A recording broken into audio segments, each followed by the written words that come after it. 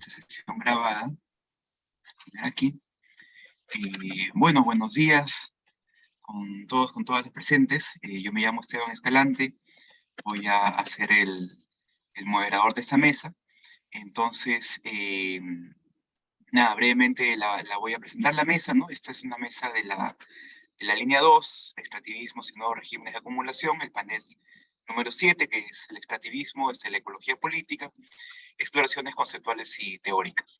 Entonces aquí vamos a presentar 3 ponencias que ahorita las voy a pasar a presentar, y la idea es que tenemos 15 minutos para presentar cada ponencia, pero dado que estamos aquí básicamente, bueno, la mayor parte de los y las ponentes, probablemente podamos tomar un poco más de tiempo y hacer una conversación un poco más suelta, ¿no?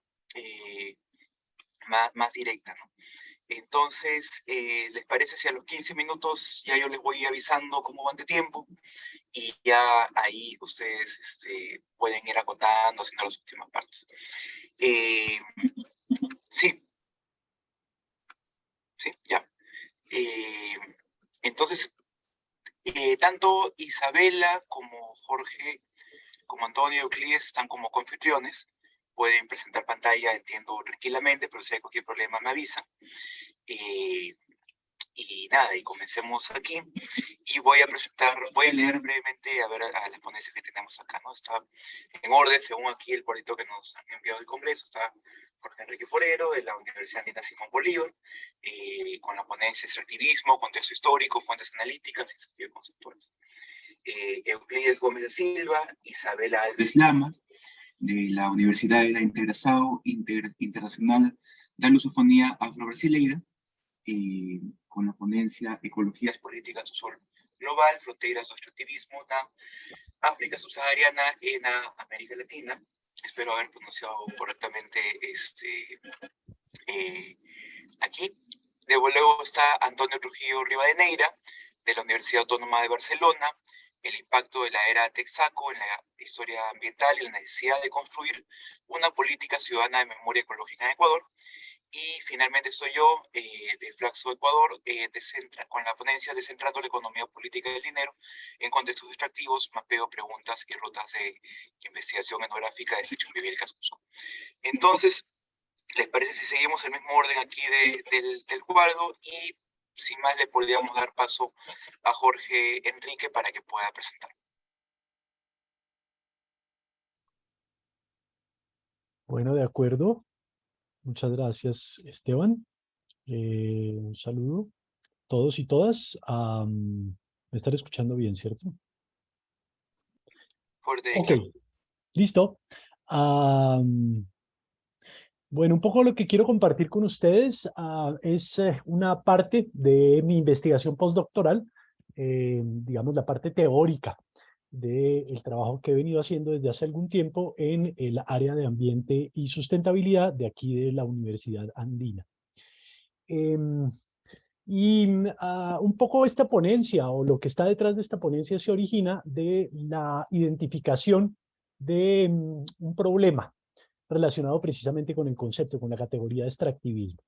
El primero es que es una categoría ausente de la literatura de la economía política latinoamericana previa a la primera década del siglo XXI, ¿no? No está presente en los trabajos de la teoría de la dependencia, no está en las venas abiertas de América Latina, en muchos de los trabajos tempranos de algunos de los autores que han trabajado con posterioridad la categoría de extractivismo, como el propio Alberto Acosta. Pero además es una categoría acerca de la cual hay muy pocos trabajos conceptuales. Realmente son muy pocos, se podrían contar con una mano e incluso menos. Y además hay una carencia de definiciones explícitas de este concepto de extractivismo. Entonces muchos trabajos dan por sentada la categoría, pero no definen a qué se refieren cuando están hablando de extractivismo. Al haber identificado este vacío, desarrollé una pequeña investigación teórica que consistió fundamentalmente en una revisión crítica de la literatura, que incluyó búsquedas en bases de datos académicas y un trabajo de bola de nieve en el que estuve rastreando las referencias de aquellos textos que iba identificando como los más importantes en la discusión a propósito del extractivismo. Y una de las cosas más interesantes que me fui encontrando a medida que fui avanzando con esto fue precisamente este carácter muy reciente de la categoría de extractivismo. Aquí ustedes pueden ver en la pantalla cómo no hay prácticamente trabajos, producciones académicas que utilicen la categoría de extractivismo, sino a partir del año 2010. Es en realidad una categoría sumamente reciente. Y a partir de esto, entonces, empecé a hacer un trabajo, un intento por caracterizar el momento histórico en el cual se desarrollaba la categoría, tratando un poco de entender también precisamente cuáles son las condiciones sociales en las cuales surge. Y me fue encontrando, como será muy familiar para todos ustedes, para todas ustedes que han trabajado precisamente la categoría de extractivismo, con que ese momento histórico está marcado por la confluencia de tres procesos. El primero, lo que suele llamarse el giro a la izquierda latinoamericano, ¿no? Este ascenso de nuevos gobiernos de izquierda a comienzos de siglo. El segundo, la bonanza de materias primas, también llamado boom de los commodities. Y el tercero, una expansión territorial de actividades extractivas que precisamente se relaciona con este boom. Y esto genera un fenómeno muy interesante cuando uno revisa la literatura, y es que existe, hay una caracterización de lo que suele llamarse el neoextractivismo que antecede la caracterización del extractivismo. Para ponerles un ejemplo, que seguramente ustedes habrán visto esto, el primer texto que intenta definir o caracterizar el nuevo extractivismo, que es este famoso texto de Gudinas a propósito de las 10 tesis urgentes, es del año 2009. Y el propio Gudinas va a hacer un intento por primera vez por definir el extractivismo solo hasta 5 años más adelante, entre el 2013 y el 2014, en donde precisamente el texto de extracciones, etcétera, no recuerdo exactamente cuál es el título, pero es en donde se va a definir por primera vez o en donde, digamos, va a desarrollarse una de las pocas definiciones que se cita en la literatura. El segundo elemento que me fui dando cuenta revisando la literatura es que en torno a la categoría del extractivismo confluyen un conjunto de corrientes, de fuentes analíticas. Primero viene una tradición que viene reflexionando acerca de los nuevos movimientos sociales en América Latina y que empieza a enfocarse cada vez más en lo que va a denominar los conflictos socioambientales, más o menos hacia finales de la década de los 90. Luego tenemos una segunda corriente que habla más bien del carácter primario exportador de las economías latinoamericanas, y aquí nos encontramos con la confluencia de por lo menos tres corrientes teóricas que son muy distintas las unas de las otras. Por un lado, el estructuralismo cepalino, que retoma pues todas estas discusiones tempranas de Previs, de Singer, etcétera. Luego, toda la discusión a propósito de la maldición de los recursos, que recordemos era la maldición del petróleo originalmente, que en cambio viene sobre todo las discusiones de las relaciones internacionales y la economía política anglosajona. Y la tercera, que reflexiona a propósito de la continuidad del imperialismo, retomando los textos de Lenin, de Baran, pero de manera muy fuerte retomando la categoría de acumulación por disposición desarrollada también por David Harvey a partir de Rosa Luxemburgo a comienzos de siglo. Y la tercera gran corriente es aquella que hace una crítica a la modernidad capitalista y al concepto de desarrollo, que se alimenta a su vez de dos líneas de reflexión, la de la decolonialidad y la del ecofeminismo. Una cosa interesante revisando la literatura es que a pesar de las grandes diferencias, porque son enormes las diferencias que hay desde el punto teórico, desde el punto epistemológico, entre todas estas distintas corrientes, se da una confluencia entre ellas más que un debate, que creo que se relaciona con el carácter político de la categoría de extractivismo, porque la categoría de extractivismo y de neoextractivismo en especial se desarrollan en el marco de una lucha política muy asociada a los movimientos sociales. Entonces, por lo general, no encuentra uno en la literatura una definición muy clara acerca de qué es el extractivismo, como les digo, por ahí hasta el 2013 o el 2014, sino que más bien existen como tres acepciones, tres maneras en las que se utiliza este concepto. Se utiliza como para referirse a un conjunto de actividades económicas con efectos negativos económicos, sociales y ambientales, también como un patrón de acumulación, esta es la segunda acepción, un patrón de acumulación primario exportador que se relaciona precisamente con un papel en la División Internacional del Trabajo, y la tercera como un modelo del desarrollo, o algunos o algunas dirán como una expresión, una manifestación de la idea de desarrollo, frecuentemente asociado con un conjunto de intervenciones estatales, de políticas públicas, destinadas precisamente a reforzar o a implementar un patrón de acumulación. Bien. Entonces, claro, esta como especie de ambigüedad, esta apertura conceptual genera una serie de problemas conceptuales o desafíos conceptuales con los que yo me he venido enfrentando a medida que he venido trabajando pues con otros colegas a propósito de la categoría de extractivismo. Aquí voy a mencionar solamente tres que son como los que saltaron de manera más evidente durante los primeros meses de mi trabajo. El primero era la discusión a propósito de cuáles son los recursos naturales que pueden ser objeto de extractivismo, cuáles son los sectores a los que se refiere el concepto de extractivismo y bajo qué modalidades de extracción. Entonces, por ejemplo, hay un gran consenso a propósito de que cuando hablamos de extractivismo estamos hablando de la extracción petrolera y estamos hablando de la minería a gran escala. Pero no necesariamente ese concepto es total refiriéndose, por ejemplo, al agronegocio, ¿sí? O refiriéndose, por ejemplo, a lo que habitualmente algunos llaman el extractivismo hídrico, o ciertas formas de pesca como la pesca de arrastre o la pequeña minería, que en algunos casos no es considerada como extractivismo, pero que evidentemente genera unas consecuencias negativas sociales y ambientales, no tan terribles como la megaminería, pero también considerables, ¿no? El segundo debate tiene que ver con la importancia del destino del material extraído. Por ejemplo, si uno mira la definición de Gudinas, por ejemplo, se encuentra con que la exportación de los materiales extraídos es clave para el extractivismo. Decimos, el extractivismo es destinado hacia afuera, ¿no?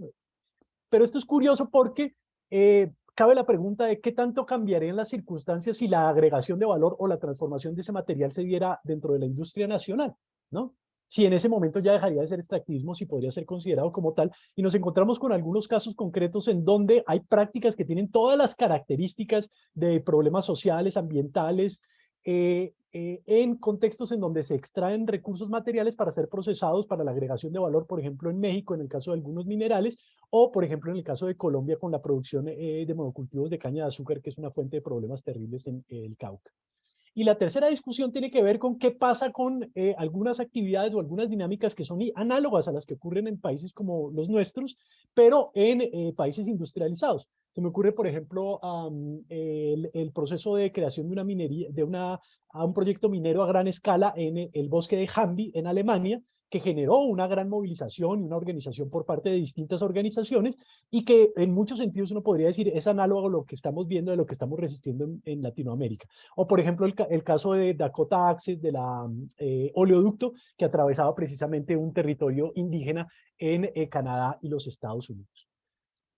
Bien, entonces un poco lo que yo quiero proponer en esta ponencia es una aproximación conceptual un poco distinta, que se relaciona precisamente con otro concepto que es el concepto de metabolismo social muy popular dentro de la economía ecológica, que como seguramente ustedes recordarán, fue originalmente planteado por Marx, pero que va a ser retomado por Fischer-Kowalski para referirse a los flujos materiales entre la sociedad o su economía y su ambiente natural. Y a partir de cuya categoría empiezan a desarrollarse una serie de trabajos desde la economía ecológica muy interesantes que hablan acerca de un proceso de aceleración del metabolismo social.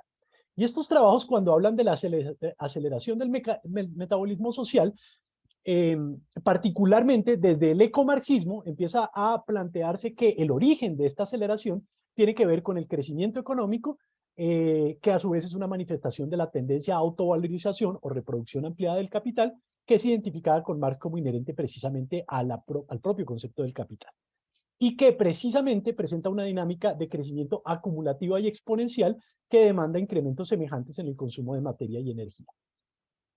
Entonces, estos trabajos desde la economía ecológica pues han descrito el incremento en el consumo de materia y de energía, que ustedes pueden ver pues un gráfico de uno de los trabajos más conocidos acerca de este tema, y cómo hay una dinámica muy clara de aceleración después de la Segunda Guerra Mundial, pero que se acentúa durante las últimas décadas del siglo XX y de manera muy especial durante la primera década del siglo XXI, coincidiendo con el desarrollo de la categoría o con el surgimiento de la categoría de extractivismo. Aquí se ve de una manera mucho más clara en otro trabajo de Hickel y Callis, en donde ustedes pueden ver cómo desde 1990 no solamente hay un incremento exponencial en el consumo de materiales en este caso, sino cómo hay una correlación con el PIB que se utiliza aquí como un proxy para la acumulación de capital.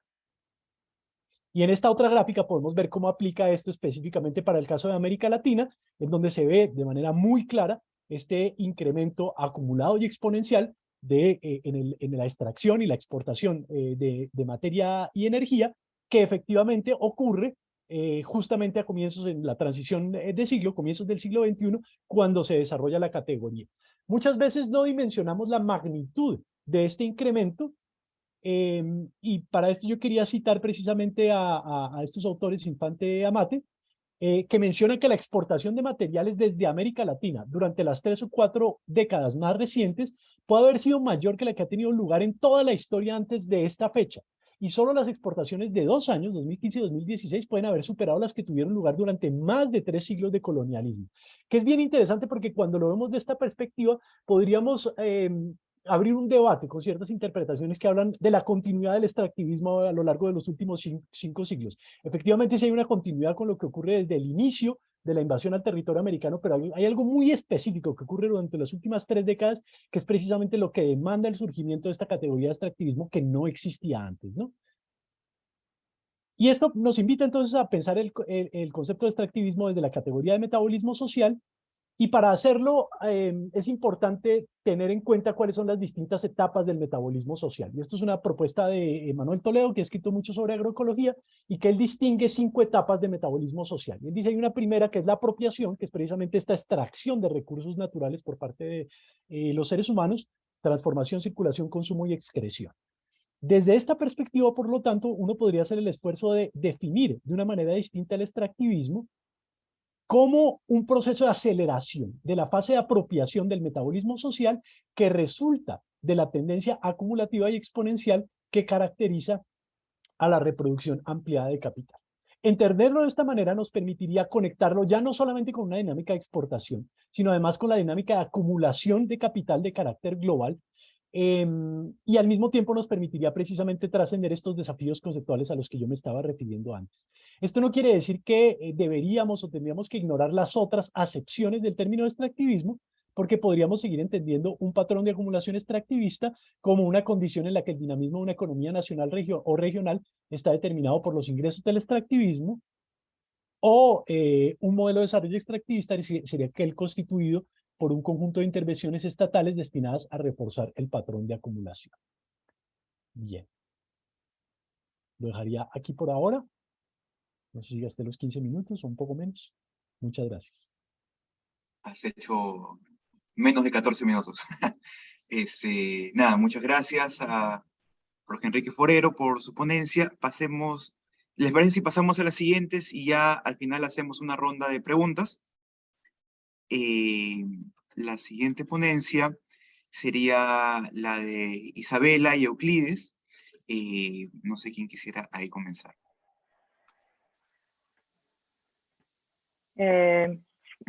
Bom dia a todas e a todos. Foi um prazer grande ouvir o Jorge. Eu acho que a gente vai ter um diálogo interessante pela frente. É um prazer estar aqui junto com vocês hoje no 4º Congresso Latino-Americano de Ecologia Política. Como eu falava antes, eu queria estar presencialmente aí, mas infelizmente não deu dessa vez. Eu fui parte da organização, gente, parte bem ativa da organização do 3º Congresso que a gente fez aqui em Salvador, na Bahia. E aí eu optei por só falar, então não vou transmitir a tela, e eu vou tentar falar um pouco mais devagar, já que a maior parte não é falante de português, acho que a gente se compreende bem, mas eu costumo falar rápido, se vocês não estiverem compreendendo, vocês podem escrever por aqui, né? Então eu optei por contar um pouco o percurso de inserção minha e do Euclides, para mostrar para vocês também como é que surgiu a pesquisa e algumas inquietações que a gente tem trabalhado ultimamente, né? Então, hoje eu sou professora em uma outra universidade federal aqui, que também fica no estado da Bahia, mas na região do Recôncavo Baiano, que é a Universidade da Integração Internacional da Lusofonia Afro-Brasileira. E na região aqui do Recôncavo, gente, o extrativismo foi parte central da manutenção do regime colonial, principalmente nos séculos XVIII e XIX, com a expansão dos engenhos de produção de açúcar para exportação às custas, como a gente bem sabe, do trabalho escravo, né? Mas o Recôncavo, ele é também rebelde, como diz um historiador baiano aqui que a gente gosta muito, que é da Federal da Bahia, que é o José Reis, né? Essa intensificação do extrativismo e, consequentemente, a deteriorização do trabalho dos escravizados em decorrência disso não foi um processo que aconteceu sem resistência. Então, ultimamente, a gente tem visto surgir muitos trabalhos de uma historiografia crítica que contestam a narrativa hegemônica, né, e mostram como foram inúmeras as rebeliões de escravizados que aconteceram na região. E aí essa região fez a transição hoje para um novo ciclo extrativista que gira em torno do petróleo, né? O Recôncavo foi a primeira frente de exploração de petróleo no Brasil, pela empresa estatal Petrobras, que também deve ser bem conhecido de vocês, no final dos anos 40. Como é bem conhecido em outros contextos também da gente, né, onde vigora o extrativismo, a exploração de petróleo não se traduziu num aumento do bem-estar da população. Essa é uma região extremamente, inclusive, marginalizada, né, marcada pela extrema pobreza e por baixíssimos índices de desenvolvimento humano, né? E aí, como forma de contestar os impactos do extrativismo, a gente tem inúmeros movimentos de resistência, muitos conflitos socioambientais na região, dentre os quais a gente pode destacar, por exemplo, a atuação de mulheres marisqueiras e pescadoras, lideranças quilombolas da Baía de Todos os Santos, através do movimento dos pescadores e pescadoras artesanais. Os movimentos de resistência, evidentemente, se articulam a partir de conexões transnacionais e fazem uma série de iniciativas, como, por exemplo, os Tóxicos Tours, que consistem em um dia de troca de experiências nos territórios que são impactados. Essa, aliás, foi uma das visitas de campo que a gente fez no congresso passado. E, bem recentemente, em novembro do ano passado, foi concretizada a venda da refinaria de petróleo e dos ativos logísticos na cidade de São Francisco do Conde, que é onde fica a nossa universidade, por um grupo, por um fundo soberano dos Emirados Árabes Unidos, que chama Grupo Mudabal Capital. Essa refinaria ela tem uma capacidade enorme, né? Ela tem capacidade de refinar 14% do total do refino do Brasil, né? E é nesse território onde está sediada a nossa universidade. Essa transição para o fundo soberano mostra as complexidades também do extrativismo, né? Mostra a transição de uma empresa estatal para a financiarização, né, do capital, que, aliás, diz respeito ao governo dos Emirados Árabes Unidos, mas tem uma complexidade ali na nossa composição que eu não vou poder entrar aqui. Mas, enfim, isso tudo para dizer para vocês que é nesse território onde está sediada a nossa universidade, que é também uma universidade de cooperação internacional entre o Brasil e países lusófonos, principalmente os africanos Angola, Cabo Verde, Guiné-Bissau, Moçambique e São Tomé e Príncipe. O foco central da universidade é a construção de conhecimentos, diálogos de experiências a partir do que a gente chama de sul global. Ela foi inaugurada em 2010, no âmbito do governo Lula, que, com sorte, voltaremos a ter aí um novo momento, que, como vocês bem sabem, fez parte do ciclo de governos progressistas na nossa região, e um dos eixos centrais da política externa do governo Lula era fortalecer a cooperação internacional, principalmente com a América Latina e com a África Subsaariana. E aí, eu e o Euclides está aí, a gente depois pode conversar mais com o Euclides sobre a experiência também dele. Ele é meu coautor nesse trabalho. Ele é aluno de Guiné-Bissau, da Unilab, faz bacharelado de Relações Internacionais. E aí, a partir da junção das nossas experiências compartilhadas sobre o avanço do extrativismo, e aí acho que o Jorge mostrou bem como é que o avanço do extrativismo é na prática, que a gente está construindo conjuntamente essa pesquisa que tem como elemento central a ideia de ecologias políticas do sul global. Essa breve história do extrativismo que eu falei no começo para vocês no Recôncavo, eu acho que ela é representativa de realidades que atravessam tanto a América Latina como a África Subsaariana. Como discutem vários autores latino-americanos e africanos como Galeano, Mbembe, o Leff e vários outros, a história do colonialismo mostra como que as nossas regiões tiveram uma inserção regional periférica na economia global, né? E esteve sempre associado à degradação do meio ambiente e ao empobrecimento das populações, como a gente sabe.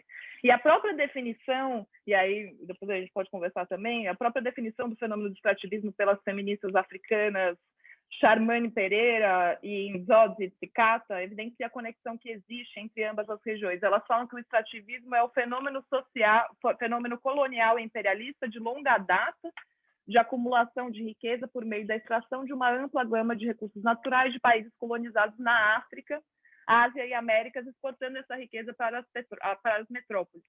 Mas, na verdade, isso aqui está um pouco datado, isso continua acontecendo hoje, né? Essa não é uma dinâmica que acabou. Então, essas regiões continuam a sustentar o seu crescimento econômico a partir da exploração de recursos naturais.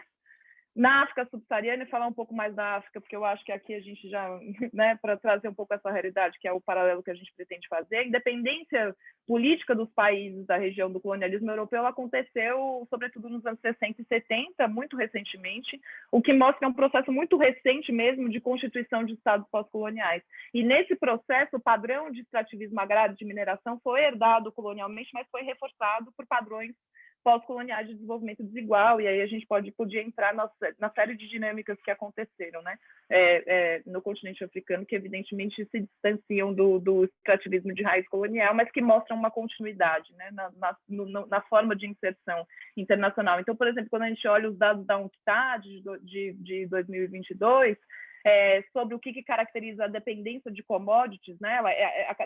Um país é dependente de commodities quando mais de 60% do total da exportação de mercadorias vem das commodities, né? E aí a UNCTAD fala que 83% dos países africanos são dependentes de commodities, o que é muito expressivo, né? E aí todo esse renovado interesse, né, que não é um renovado, mas o avanço mais recente do extrativismo no continente africano é conhecido como a nova corrida para a África, né? E uma das componentes centrais dessa corrida é o fato de que o continente ele tem sido alvo de capital internacional proveniente não só de países ocidentais e do norte global, mas também por países emergentes como a China e o próprio Brasil. Né? Então, a China tem emergido como um dos 3 principais parceiros comerciais do continente africano, junto com os Estados Unidos e a União Europeia. Isso faz com que a gente questione a China como representante do Sul global. Inclusive, é como a China, por exemplo, se posiciona nas principais negociações sobre mudança climática como representante do Sul global. Mas tem muita coisa para conversar sobre isso, a gente não vai poder entrar por aí. Mas só para mostrar a complexidade recente do fenômeno, né? E todo esse processo é acompanhado de muita violência, né? Os relatórios anuais da organização Global Witness mostram que a América Latina, por exemplo, é a região que mais mata ativistas ambientais no mundo. Só que quando eles vão falar do continente africano, eles falam que os dados estão subnotificados, porque é difícil de monitorar o que acontece ali, porque tem uma capacidade limitada da sociedade civil de fazer o acompanhamento, por conta da repressão política que existe em muitos países do continente africano, etc. E a nossa interpretação desse dado é que essa subnotificação ela reflete também a ausência de sistematização e visibilidade das próprias lutas ambientais que acontecem no continente africano. A gente tem vários indícios de que elas efetivamente acontecem. E também são reflexos do epistemicídio justamente da permanência das relações de colonialidade, né? É muito notável como todos os movimentos de contestação e resistência que surgem contra o avanço do extrativismo, tanto na América Latina quanto na África subsaariana, são um questionamento à persistente colonialidade que afeta a natureza tanto latino-americana quanto africana e o pensamento hegemônico global, que vão relegar essas regiões como o status de fronteira de expansão do extrativismo global, né? E aí existe um potencial de reflexão conjunta sobre o colapso ambiental e a conexão entre os ativismos que emergem em ambas as regiões contra o avanço do extrativismo. E aí o Felipe Milanês e eu, a gente fez recentemente uma entrevista com a Maristela Svampa, e a gente questionou ela justamente quais que eram os paralelos possíveis entre as lutas na América Latina e na África subsaariana diante das espoliações do extrativismo. E aí a Maristela respondeu falando que os intercâmbios sul-sul deveriam ser intensificados e que a gente aqui na América Latina tem uma tendência de ser muito autocentrado nas nossas lutas, aí a gente pode depois fazer uma crítica, mas efetivamente, né, de ser muito autocentrado nas nossas lutas e estar preocupado muito em ser ouvido pelo norte global, e a gente acaba perdendo um pouco desse potencial das articulações, né, de construir esse campo de afinidades com as lutas contra o extrativismo e espoliação, por exemplo, entre a América Latina e a África subsaariana, ou também com países asiáticos, por exemplo, né. E aí aqui vou usar o meu tempo final para discutir um pouco de que sul a gente está falando, né, não vou poder entrar muito porque o tempo é curto mas de que sul é esse, de que articulações sul-sul são essas, né? Que sul é esse que a gente está falando. Então, de maneira geral, a gente tem sul global, terceiro mundo como conceitos que estão associados genericamente com níveis desiguais de desenvolvimento e industrialização, mas também a projeção de uma identidade geopolítica que é subalterna, né? O terceiro mundo foi usado muito no âmbito da Guerra Fria como representação na maior parte da população mundial oprimida, escravizada pelo colonialismo e que agora procurava um caminho mais autônomo de desenvolvimento, né? Um espaço nessa comunidade internacional, né? Então, de maneira geral, resumindo muito, o terceiro mundo pode indicar processos coloniais e pós-coloniais de marginalização e de luta contra esses processos de marginalização. E aí, como sucessor do terceiro mundo, o conceito sul global ele começa a ser utilizado nos anos 2000 e faz referência a esse conjunto de países que foram submetidos ao colonialismo europeu, que não atingiram níveis de desenvolvimento semelhantes aos níveis de desenvolvimento do norte global. Mas, assim como acontece com o terceiro mundo, a gente pode ver o sul global para além de uma designação geográfica ou espacial genérica. O sul global também pode ser visto como um projeto político, né? Nessa construção de uma comunidade internacional pós-colonial. E aí, nas principais mobilizações institucionais que a gente tinha no terceiro mundo nos anos 50, 60 e 70, como, por exemplo, a Conferência das Nações Unidas para o Comércio e Desenvolvimento, que é a Conferência da UNCTAD de 1964, que tinha como secretário-geral o Prebisch, que foi um economista argentino e um dos principais expoentes da teoria da dependência. A gente nem sequer falava sobre questão ambiental naquele momento, não tem uma menção à questão ambiental na Conferência de 1964. Então, a teoria da dependência, que é uma vertente de pensamento crítico central na América Latina, que influenciou os pensadores do grupo Modernidade e Colonialidade e o próprio pensamento decolonial, com muitas mudanças, né? São partes centrais do que a gente chama de ecologia política latino-americana, né?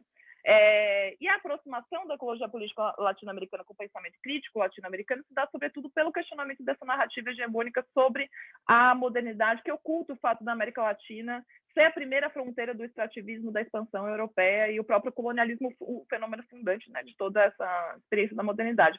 Mas aqui a gente tem uma mudança de paradigma importante. O ponto de chegada agora não é reivindicar ter as mesmas condições do norte global, ou chegar no mesmo padrão, ter as condições para chegar naquele desenvolvimento, né? Senão uma luta contra epistemicídio, ecocídio e valorizar todas as outras formas possíveis de vida, de alternativas ao paradigma hegemônico, etc., né?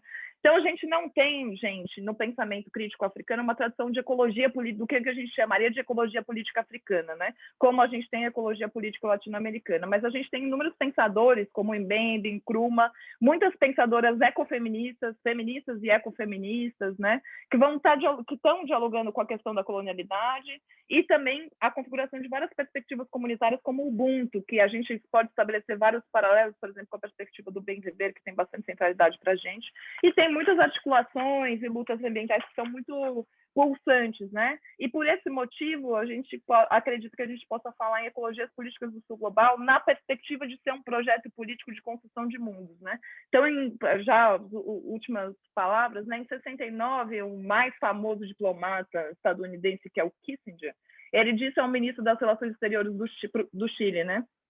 Nada importante pode vir do Sul. A história nunca foi produzida no Sul. O eixo da história começa em Moscou, vai para Bonn, cruza para Washington e depois vai para Tóquio. O que acontece no Sul não tem importância. Então, em contraposição a isso, né, como forma de conclusão, a gente aponta que esses territórios que são violados pelo extrativismo vão de periferia ao centro do mundo. E eles não estão só no sul geográfico, eles também estão, como o Jorge falou, no Canadá e nos Estados Unidos, né? São locais de enfrentamento globais de populações em defesa dos seus territórios e contra a expansão do extrativismo. É uma forma de inverter essa perspectiva hegemônica da economia política internacional, de que o centro industrial e financeiro está no norte e que as regiões distantes seriam fronteiras, né? Essas regiões, além de ricas em recursos naturais, elas também são centros de luta contra as violências ambientais e todas as formas de espoliação internacional, e por isso caminham de periferia ao centro do mundo, né? Então, dessa forma, o Recôncavo Rebelde, que eu falei no começo, ele se conecta com a luta das mulheres de organizações ecofeministas africanas, como, por exemplo, a Women, que é mobilizada contra o avanço do extrativismo, né? Essas são as articulações Sul-Sul e as ecologias políticas do Sul global, né? E aí a gente pode conversar, eu agradeço pela... Espero que vocês tenham conseguido entender que eu falo meio rápido, mas é isso. Obrigada, gente. Muchas gracias, Isabela, y qué sorprendente el manejo de tiempo que han tenido ambos, que ninguno se ha pasado así de los 15, pero nada, muchísimas gracias. Damos paso entonces ahora a Antonio Trujillo para que presente también su ponencia. ¿Qué tal? Mucho gusto conocerles a todos y todos. Yo voy a presentar mi ponencia en dos partes. Yo también la he realizado para que quede más o menos en los 15 minutos, hasta un poco menos. Pero bueno, la primera parte, lo que busco hacer ahí es una contextualización bastante breve, bastante resumida de lo que fue la era Texaco aquí en Ecuador, utilizando autores que estudian este tema, ¿no? Y luego en la segunda parte, más bien me acerco al estudio más de la memoria histórica y de la historia un poco más teórico, más metodológico. Y bueno, ese sería el aporte que les traería hoy día, ¿no? Comenzando, quisiera mencionar que en un escenario económico y político como el ecuatoriano, más cercano a su desarrollo, que al tan ansiado ideal de progreso, el descubrimiento del petróleo en la Amazonía Norte generó entusiasmo y nuevas perspectivas de crecimiento y riqueza, ya que para el Estado, el establishment político y los medios de comunicación hegemónicos era una salida del retraso que la sociedad nacional, desde su visión modernizante y jerarquizada, experimentaba. Así, desde inicios de la década del 50, es posible notar un creciente interés por la región amazónica en los líderes políticos, grupos de poder económico, transnacionales petroleras y el propio Estado. Antes, a pesar de existir auges importantes de materias primas como el caucho y la quinina, abandonaron e ignoraron esta región por largos periodos desde que se creó el Estado ecuatoriano. Sin embargo, fue en la década del 60 cuando la región amazónica norte ganó un estatus de centro de operaciones de la producción y la riqueza material del país. Se pensaba, por lo tanto, que desde el poder, este oro negro presagiaba un mejor futuro para el Ecuador. Bueno, la era Texaco, que se extendió cronológicamente más o menos desde el descubrimiento del primer pozo petrolero en el 67, en 1967, hasta 1990, cuando la empresa dejó de operar en el país. Durante este periodo se instauró un modelo de dominación a través del petróleo que se encontraba por encima de los demás intereses en el territorio amazónico.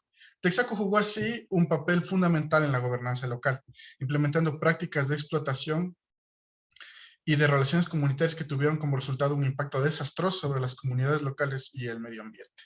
Acciones como las de abrir nuevas rutas y desbrozar el bosque con colaboración de empresas madereras, junto con los procesos de colonización impulsados por la reforma agraria, lograron que la selva pierda territorio y con ella retrocedieron también las comunidades indígenas que intentaron adaptarse, cambiando su modo de vida o también desapareciendo de sus territorios.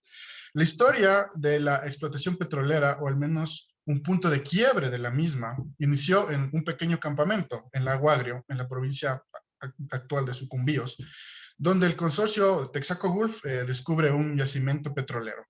El crecimiento de la producción petrolera desde ese entonces fue evidente y representó para el país una nueva y cuantiosa fuente de ingreso. Así, tras varias décadas de exploraciones fallidas en la Amazonía, Ecuador comienza su historia como país petrolero. Como se menciona en un artículo del diario El Comercio, la producción petrolera crece drásticamente en esta época. Y bueno, voy a citar el artículo, ¿no? Más de 2.500 barriles en un año se generaron, ¿no? Entre 1950 a 1956. Menos de 2.000 barriles desde este año hasta el 62. Desde entonces hasta 1964 subió nuevamente la cifra a 2.500 barriles.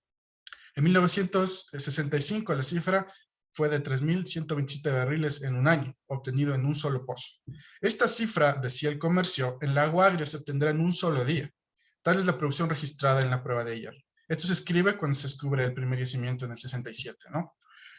Bueno, tras la concesión del área nororiente de la Amazonía Texaco Gulf y la perforación del primer pozo, se descubren nuevos yacimientos igualmente ricos. Este hallazgo dio un paso a una época de fiebre del petróleo en la Amazonía ecuatoriana, perforándose aproximadamente 528 pozos entre los años 1967 y 1987. Sin embargo, en este periodo y en general en todo lo relacionado con la explotación petrolera en Ecuador, creemos que existe un problema que es su carácter efímero y la posibilidad de que los recursos, evidentemente, provenientes de las exportaciones, no se distribuyan equitativamente. A pesar de que en esa época el gobierno militar de Guillermo Rodríguez Lara buscaba impulsar un crecimiento económico endógeno de la economía del Ecuador, el valor y la ganancia del excedente petrolero era definido obviamente por el mercado de las exportaciones. Por lo tanto, gran parte de los recursos eran aprovechados por el sector privado, especialmente por Texaco, ¿no? Por ejemplo, en el 74 las empresas privadas se apropiaron de casi la mitad de los ingresos de las exportaciones, y esto era una práctica común que se dio durante la era Texaco, ¿no? Por otro lado, según Guillaume Fontaine, la primera investigación sistemática sobre el impacto ambiental de las operaciones de Texaco fue presentada por la abogada Judith Kimmerling, quien expone que los 30 derrames más graves del SOTE, del sistema de oleoducto transecuatoriano, generaron la pérdida de 403.000 barriles de petróleo junto con 456.000 barriles de crudo y 450.000 barriles de aguas de formación que fueron vertidos al medio ambiente, ¿no? Sin embargo, Fontaine menciona que tales estimaciones son muy conservadoras, ya que, por ejemplo, según Kimmerling, se incineraron únicamente 6.667 millones de metros cúbicos de gas al aire en 20 años. Sin embargo, en investigaciones posteriores realizadas por Teodoro Bustamante y Benítez, sitúan esta cifra en 2 millones de metros cúbicos incinerados por día, o sea, 14.600 millones de metros cúbicos en el periodo que menciona la abogada estadounidense, ¿no? Por otro lado, otro caso relevante y de conocimiento público en esa época fue el derrame del petróleo en el del Pozo Marián 3 en el campo de Tarapoa, igual al norte de la Amazonía, que contaminó las lagunas del Cuyabeno. Estas lagunas son una importante reserva de fauna del país y las acciones de limpieza y remediación fueron realizadas sin una técnica conveniente, respondiendo de mala gana al clamor general de la prensa y la sociedad civil, ¿no? El antropólogo Teodoro Bustamante acota que la explotación petrolera creó un auge donde las instituciones quedaron débiles. Se construyó así una situación donde los límites éticos fueron socavados, pues el principal interés de la acción humana era acceder a la riqueza que empezaba a fluir. El autor argumenta que, por otro lado, el mayor impacto ambiental relacionado con la explotación petrolera no radicó en los derrames en sí, sino en el proceso de destrucción del hábitat amazónico. A pesar de que la deforestación directa de la actividad petrolera no fue superior al 5%, esta actividad ha entrado en sinergia con la capacidad destructora de la sociedad a través de su influencia indirecta en el crecimiento de las ciudades, el crecimiento poblacional y como consecuencia de la deforestación, lo que evidentemente acelera la destrucción del frágil ecosistema amazónico. En cuanto a la movilización ciudadana y los reclamos en relación a la contaminación ambiental generada por los derrames petroleros, Murat Arcel y Lorenzo Pellegrini mencionan que las protestas impulsadas por derrames y la necesidad de remediación ambiental que sucedieron durante los más de 20 años de conflicto alrededor de la explotación petrolera fueron solucionadas por acciones como la redistribución directa de renta, la creación de puestos de trabajo, la creación de infraestructura, o viendo la recuperación directa, al menos de lo que fuera posible, del medio ambiente afectado. Eso en cuanto a la contextualización de la era Texaco, es una contextualización muy breve, ¿no? Ahora voy a comenzar a hablar sobre pensar en la memoria colectiva y la memoria ecológica, que sería una propuesta importante para entender estos problemas y extender su entendimiento hacia la sociedad en general, que no solo se queden en los ámbitos académicos, ¿no? Por lo tanto, coincido plenamente con la historiadora Eugenia Meyer en que la memoria es la materia prima de la historia. La historiografía alimenta la memoria, la introduce en un proceso dialéctico de recordar y olvidar experiencias vividas por individuos y sociedades. El historiador, por lo tanto, debe rendir cuentas de esas memorias y de esos olvidos, buscando así construir algo tangible que pueda conceptualizarse y conocerse. Todo proceso histórico deja huellas. Puede que para la mayoría de individuos queden inadvertidas, pero existen a la espera de ser encontradas e interpretadas. La búsqueda de estas huellas y su posterior conceptualización se debe realizar según un trabajo histórico enriquecido, no únicamente narrativo, con miras de construir una historia integral y comparativa. Una historia que entienda los procesos globales, al igual que las fracciones de la historia de la actividad humana. La historia debe configurarse como una práctica social que deje de lado la quimérica idea de totalidad. El historiador, por lo tanto, debe convertirse en un protagonista de su tiempo y en un historiador del presente. Por el contrario, existen argumentos de filósofos clásicos como Maurice Halbach, que resalta que la memoria colectiva se distingue de la historia al ser una corriente de pensamiento continuo, con una continuidad que no tiene nada de artificial, puesto que retiene el pasado de solo lo que está vivo o es capaz de vivir en la conciencia de la sociedad que le mantiene, ¿no? En relación a esto, a pesar de que existieron historias construidas por corrientes positivistas e historicistas, especialmente decimonónicas, que tenían la característica de ser acríticamente universales, basadas en una cronología rígida que imponía un inicio y un fin de periodos de larga duración, actualmente las corrientes historiográficas críticas e interdisciplinarias han introducido nuevas técnicas y métodos del estudio del pasado, que logran acercarse a través de un constante diálogo con otras disciplinas como la antropología, a escalas menores y periodos variados, tanto de larga, mediana y corta duración. Por ejemplo, a través de la historia oral, como menciona Meyer, se intenta conservar el testimonio directo y personal, parte fundamental de la memoria colectiva. El historiador, utilizando este método, busca recuperar el bagaje heredado de la tradición oral de los llamados pueblos sin historia, e integrarlo a las historias narradas por los hombres comunes, por la sociedad cotidiana, ¿no? Intentando así, a través de las palabras y los silencios, de asomarnos, quizá como intrusos, a la otredad. A través de la historiografía crítica, por lo tanto, es posible acercarnos hasta cierto punto a actores silenciados por las narraciones oficiales. Creo que dentro de esta categoría de actores se encuentran tanto las poblaciones que habitan alrededor y en los espacios dedicados a las explotaciones de recursos naturales, como también al mismo medio ambiente. Por lo tanto, no solo se debe tomar en cuenta a los individuos, sino también a las categorías sociales y los territorios para contar y que sean parte de lo silenciado y olvidado por la historia oficial, ¿no? La historia escrita desde el poder. En palabras de Anthony Bevington, la memoria histórica es parte importante para la gobernanza de la extracción de recursos. Las formas mediante las cuales la historia es contada y recordada puede en sí misma ser una variante importante de las ideas que hacen parte de las luchas relacionadas con la gobernanza de la extracción. A niveles subnacionales, por ejemplo, las memorias históricas de la marginalización y la desventaja han afectado a los actores relacionados con la industria extractiva. Esto lleva a que, por ejemplo, las poblaciones conscientes de sus identidades étnicas y regionales se movilicen. La memoria, sirve como punto de referencia para que las poblaciones residentes en territorios afectados por las actividades extractivas relacionen la extracción con momentos pasados de despojo y contaminación. Y por lo tanto es inmensamente pragmática para la negociación de la llegada de nuevas compañías dedicadas a la extracción de recursos naturales, a pesar de que, sin embargo, no necesariamente estas memorias llevan a un escenario de conflicto entre las partes. En Ecuador, la historia ambiental es un tema que, a pesar de su importancia, no ha sido estudiado a profundidad más allá de procesos de contienda específicos como el juicio de Chimbote-Texaco, por ejemplo. Especialmente si se busca develar el conflicto y los procesos de contienda que surgieron como consecuencia de la explotación de los recursos naturales.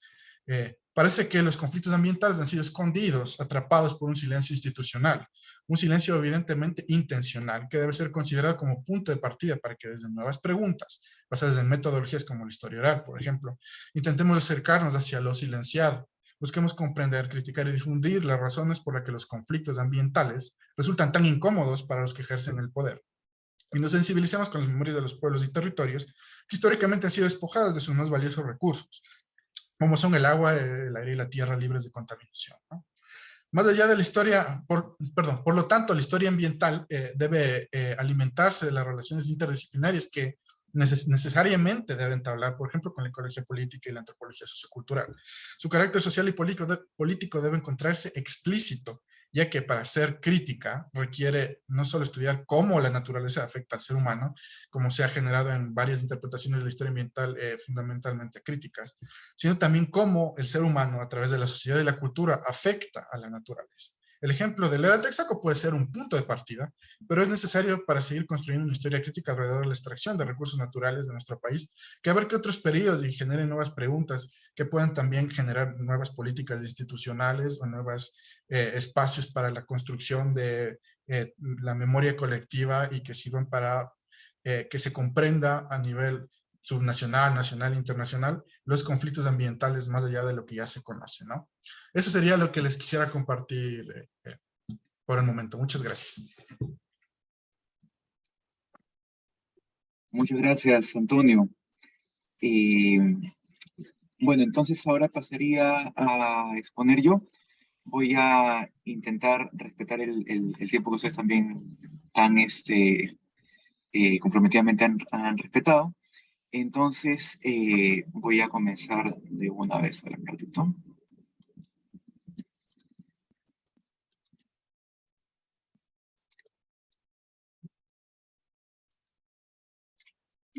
Listo. Por favor, voy a pedirles si no pasa la diapositiva, me van avisando. Bueno, esta ponencia se titula Descentrando la economía política al dinero en contextos extractivos, mapeo, preguntas y rutas de investigación etnográficas de Chumbivilcas, Cusco. Digamos, las ideas que salen de esta ponencia parten de o han ido naciendo en un trabajo que no comenzó como académico, sino de acompañamiento a organizaciones sociales de la provincia andina de Chumbivilcas, en Cusco, en el sur andino del Perú, desde una institución de promoción de derechos humanos que trabaja justamente en un contexto extractivo. Entonces, dialogando con las organizaciones, acompañándolos en sus procesos de convivencia y conflicto con la minería, empezaron a surgir una serie de preguntas sobre la especificidad del caso de Chumbivilcas, pero que yo creo que pueden ser de utilidad para pensar el tema del extractivismo en general, ¿no? ¿Y qué sobre el rol del dinero, ¿no? ¿Cuál es el rol del dinero en los contextos extractivos? Siendo que el dinero es uno de los principales elementos a través de los cuales se construye, o las empresas mineras y el Estado, los gobiernos y la gente también se involucran en procesos de responsabilidad social, de construcción de convivencia, de construcción de gobernanza, etcétera, etcétera. Entonces yo quiero un poco plantear algunas preguntas. Esta no es una ponencia que presente tanto hallazgos como que presenta más bien preguntas, motiva reflexiones para investigar a futuro y que yo espero que se pueda transformar en una investigación de más largo aliento más adelante. Entonces, sí están pasando las diapositivas, no acaba de pasar justo una, ¿no? Bueno. Sí, está pasando, Sí, Esteban. listo, gracias. Entonces, solamente para ver dónde está ubicado la zona de estudio, este es un mapa del sur de Perú.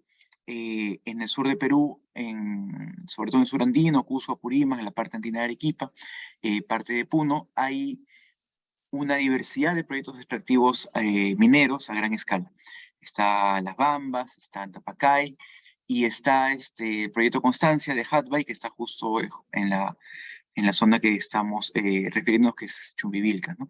Entonces, todo esto forma parte de lo que se le llama el corredor minero del sur andino, por la articulación entre estos distintos proyectos extractivos, pero también porque hay un corredor vial que permite sacar el mineral de todos estos proyectos y llevarlo hacia el puerto de Matarani en Arequipa y poder exportarlo hacia distintos destinos globales, ¿no? Entonces, esta rayita roja que ven ahí. Entonces, Chumbivilcas se encuentra inserto dentro de este corredor minero, el cual ha reconfigurado en buena cuenta la dinámica territorial del sur andino peruano, ¿no? Esta es una vista más de cerca. Chumbivilcas es una provincia que tiene 8 distritos. Yo me enfoco solamente en 3 de ellos, que son donde hemos estado trabajando con más fuerza, en los que más conozco, que son Chamaca, Libitaca y Velille. Y me enfoco en ellos porque muestran buena cuenta de la densidad de distintos tipos de extractivismos que hay en esta provincia. Está el proyecto minero Constancia de Hatbay, que es un proyecto a tajo abierto, gran minería, extracción de cobre, capitales canadienses, etc. Bueno, menciono la mediana minería, pero que está en otros distritos, como el caso de Anavi. Está lo que se llama minería informal, artesanal, que con algunos colegas hemos intentado llamar de minería de participación comunera, que nos parece un término más preciso, que ha sido mapeada en distintos lugares, estos 3 distritos y distintos lugares de la provincia en general, que va desde minería a pico y pala, hasta minería que tiene plantas de procesamiento informal, plantas de lixiviación informal, construida por los mismos comuneros en alianza con capitales y plantas de acopio nacionales, digamos, pero externas a la región.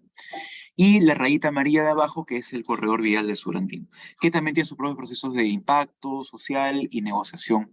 Y lo que yo quiero un poco dar cuenta es toda la diversidad y la multiplicidad de localidades donde hay experiencias extractivas en esta provincia, lo cual lo convierte en un caso efervescente, digamos, de tipos de extractivismo. Bueno, eso no lo voy a tocar. Algunas escenas, como para dar cuenta un poco más gráficamente de qué estamos hablando aquí. En la parte superior izquierda está una foto del proyecto Constancia, como a gran escala, con plantas de procesamiento, plantas de lixiviación, chancadoras, trituradoras, relaveras, etcétera. Toda una serie de infraestructuras que se sitúan en el marco de aquí de las montañas andinas. En la mano derecha está una foto de lo que es la minería de participación comunera, minería a pequeña escala, realizada por las mismas comunidades, o por actores comunales, mejor dicho. En la parte de abajo esa es la vía del corredor vial.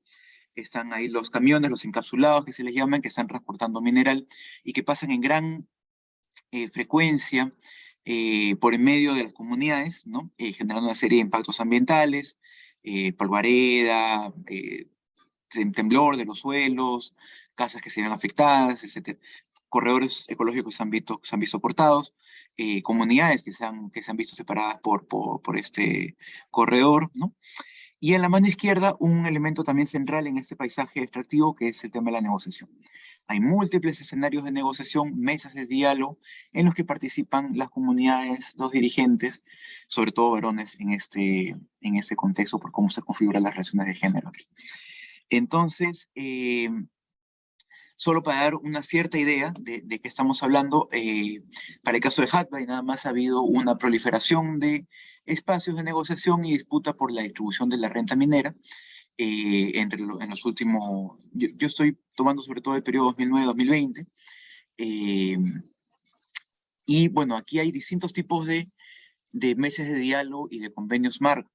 Hay convenios marco con las comunidades campesinas del área de influencia directa, es decir, donde están localizados el Tajo, las plantas de procesamiento, las relaveras, etcétera, que son dos comunidades, Chilloroya y Uchucarco. Hay convenios anuales con las comunidades de las áreas de influencia indirecta, que es por donde pasa el corredor, donde pasan las vías, las pistas por donde Hadley saca el mineral. Está el convenio marco con la provincia y están los convenios marcos con los distintos distritos. Entonces, lo que vemos acá a la derecha es una foto de la ejecución del convenio marco de Chamaca, el distrito de Chamaca, un distrito directamente afectado, y donde la empresa está entregando parte de su compromiso anual, que es entregar tractores, un tractor a cada comunidad. Hay toda una performatividad, todo un ritual, una celebración de esto. No se ve en la foto, pero ahí estaba ese día el sacerdote local, el párroco local, santificando los tractores y dando cuenta del entramado político-cultural que está funcionando para dar cuenta de cómo se están configurando las relaciones de convivencia minera a partir de la responsabilidad social. Pero lo interesante aquí es que en todos estos convenios siempre hay conflicto. Lo que suele pasar es que hay conflictos, comunidades que protestan, etcétera, y luego se responde desde la empresa con convenios, ¿no? Algunos se han intentado adelantar los conflictos, otros han llegado después de los conflictos, pero siempre hay esta relación entre conflicto y diálogo. Lo interesante del caso Chumbivilcas es de que buena parte de la negociación en estos espacios de diálogo gira en torno al monto que la empresa va a contribuir, si este monto va a ser un monto fijo, si va a ser un porcentaje de las rentas o de las utilidades o de la producción, y a dónde se va a destinar ese monto. Entonces, esto, si bien tiene muchas cosas en común con buena parte de los conflictos extractivos en el país, se diferencia de algunos otros en el sentido de que el tema ambiental ha quedado bastante de lado. Este es uno de los casos en los que el tema ambiental ha quedado bastante de lado, y también es un caso interesante porque es uno de los paradigmas de buen gobierno o de buena gobernanza minera en el país. Es una de las empresas que más ha sido premiada por las autoridades nacionales y por el mismo gremio minero por haber generado una convivencia con las comunidades virtuosas, ¿no? Y esa convivencia en base a este modelo de diálogo basado en el dinero, ¿no? Entonces, muchos activistas de otras provincias, dirigentes, ¿no? Campesinos se preguntan, entonces, ¿Chumbivilcas solo le importa el dinero? Y es una pregunta que a mí me quedó marcada y que creo que da cuenta y lleva a tener que explicar esto, ¿no? Esas son algunas escenas, pero eso lo voy a pasar rápido, si me da tiempo más adelante ya lo menciono.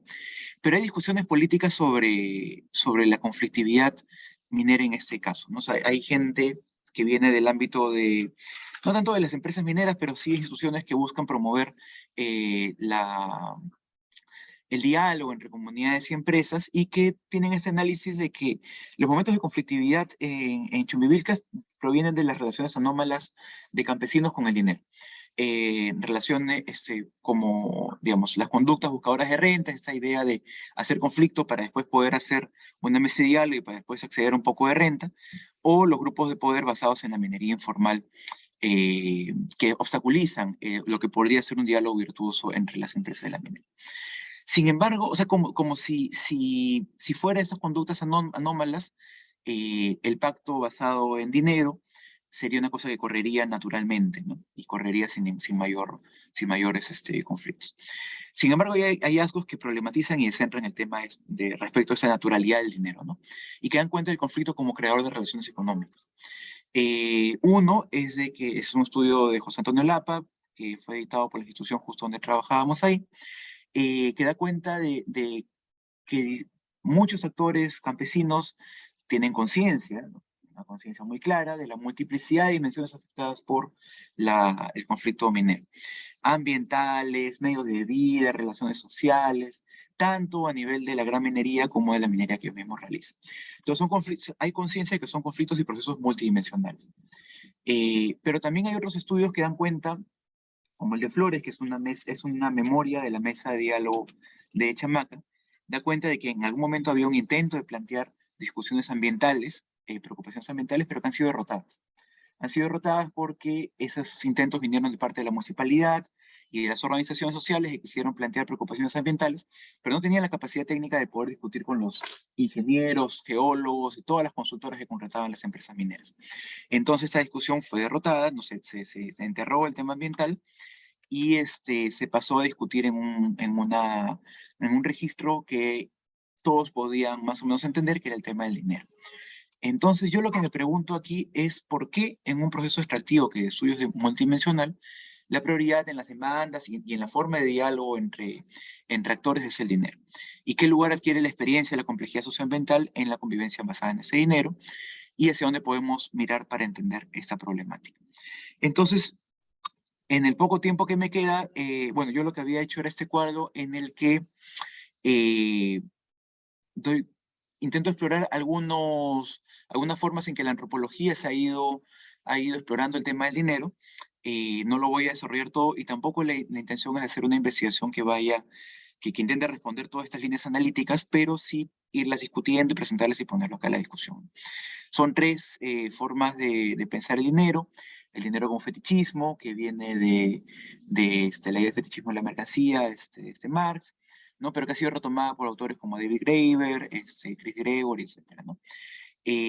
La idea de los intentos que muchas sociedades han tenido para gobernar o definir la forma en que toma el dinero y la circulación que tiene ese dinero. Chris Gregory para, digamos,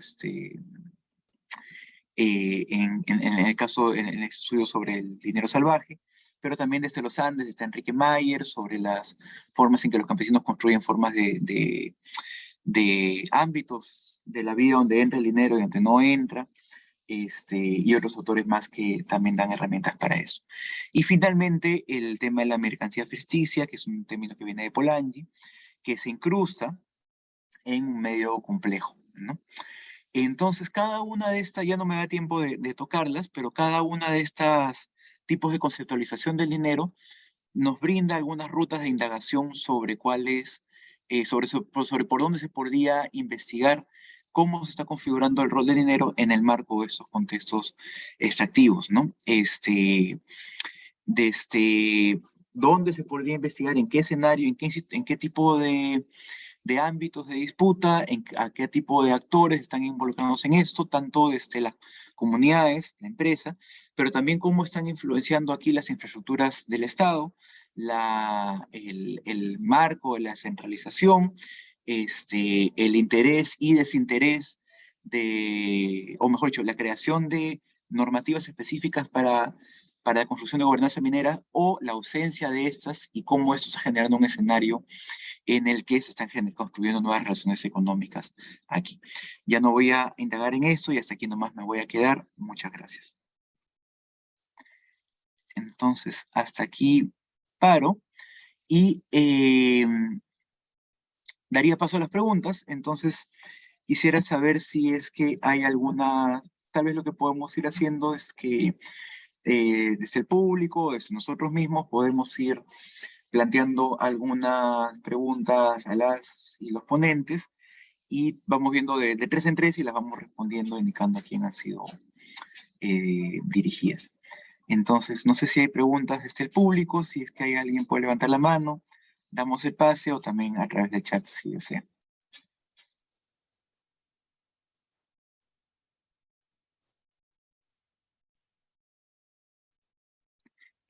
Jorge mismo. Bueno, colegas, muchas gracias por sus presentaciones, muy interesantes todas. Y bueno, yo tengo 3 preguntas. Una para Isabela y Euclides, bueno, otra para Antonio y otra para ti, Esteban. Y quisiera arrancar pues por preguntándole a Isabela y Euclides, bueno, Isabela, tú hablaste, y si entendí bien, pues el proyecto de tu universidad y el trabajo que ustedes están haciendo implica un diálogo precisamente entre pues ustedes en la experiencia brasilera y latinoamericana más amplia con la experiencia africana con relación al extractivismo, ¿no?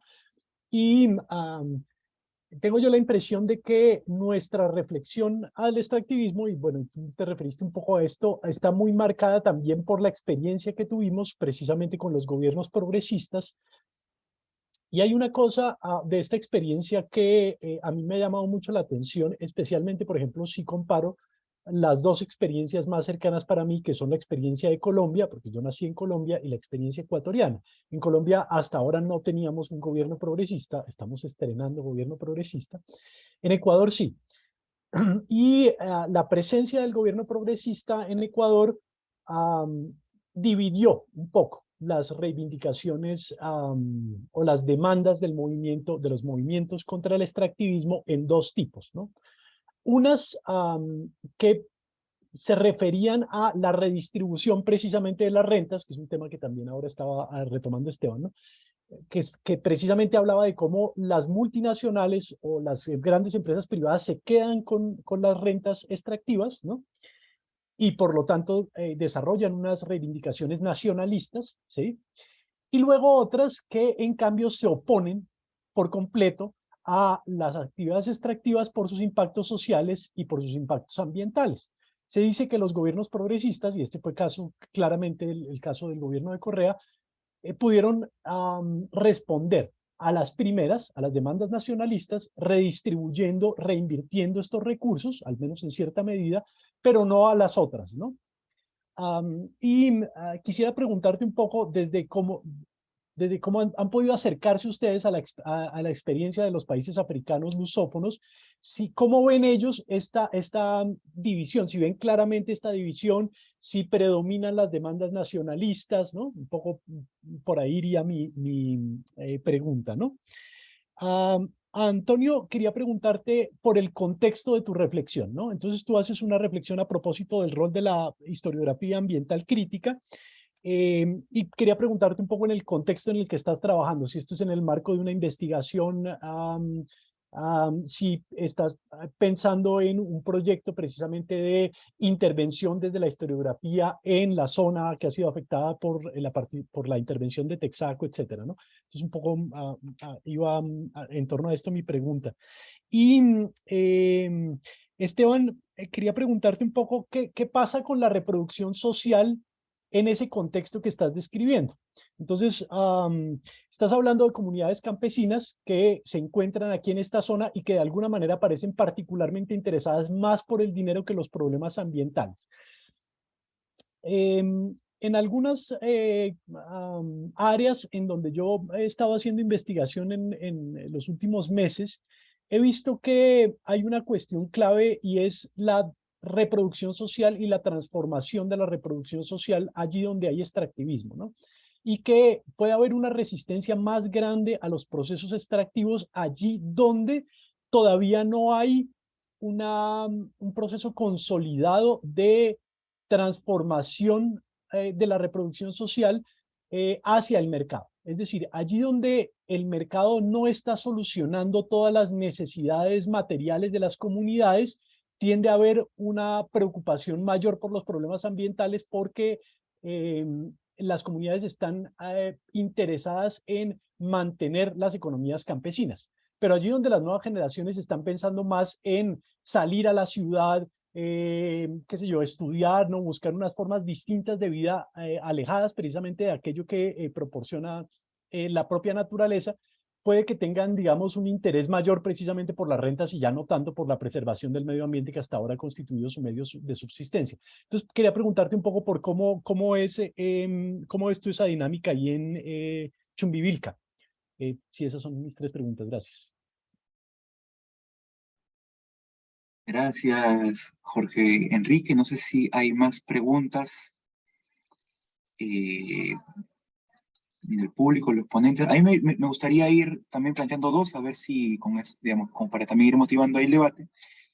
La primera, justo para Jorge, a mí me pareció muy interesante cómo podemos pensar el extractivismo como una categoría que es, o intentar entenderla en el marco de del metabolismo social, de las relaciones humano con naturaleza no humana, ¿no? La idea de la aceleración para dar cuenta de unas nuevas dinámicas de la relación con la naturaleza y el medio ambiente.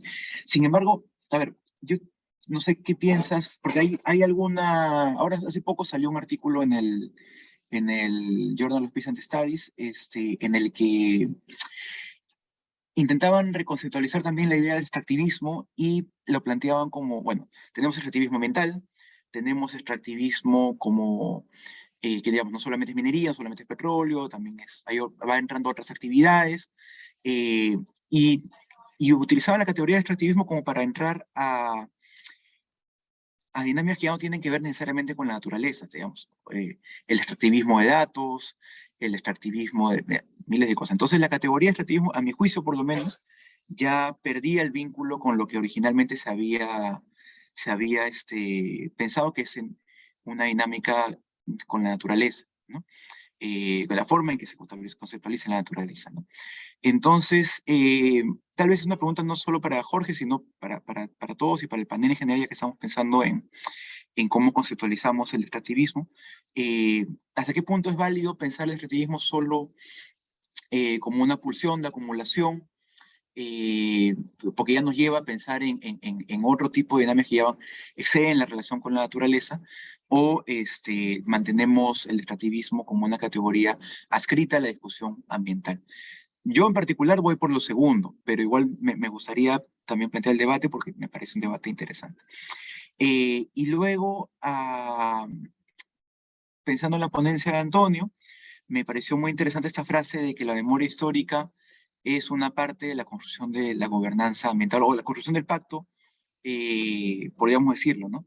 Del pacto sobre el cual se sostiene un tipo de relación con la naturaleza y la economía, ¿no? O una forma en que entendemos nuestra propia experiencia con el extractivismo, en tanto sociedad que vivimos todos una experiencia con el extractivismo. A mí lo que me llamó mucho la atención porque imagino que en la mayor parte de países también hay todo un intento grande de construir olvido sobre los impactos ambientales, ¿no? Y de esa manera poner el énfasis más en algunos aspectos y no en otros, más en el desarrollo que genera el extractivismo en teoría, y olvidar los impactos ambientales o los conflictos y controversias sociales, o al revés, también desde quienes somos críticos del extractivismo, nuestra memoria va más hacia los impactos ambientales, etcétera, y perdemos el vínculo de discusión con otros sectores sociales que van más allá de las élites y que también ven con buenos ojos el extractivismo. Entonces, todo eso tiene que ver con cómo construimos la memoria en torno a eso, ¿no? Y hay mucho debate sobre cómo